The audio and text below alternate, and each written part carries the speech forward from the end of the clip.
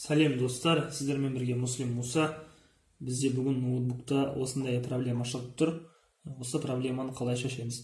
No bootable device деп тұр. Бұл проблеманы шешу үшін біз қосу кнопкасын басып тұрамыз. Ноутбукты қосу кнопкасы болады. Соны басып тұрамыз.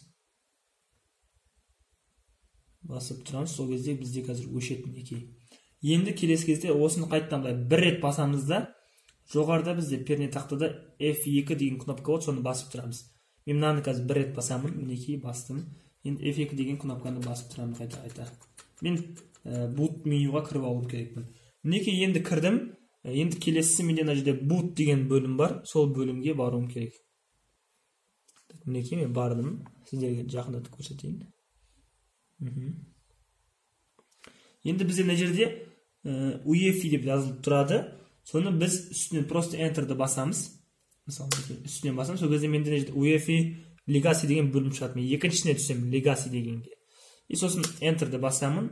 Тағы да Enter'ды басамын, болды.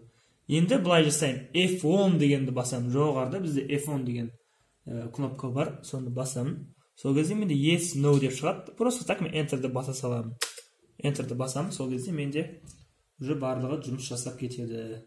Қазір көрейік. Acer мінекей.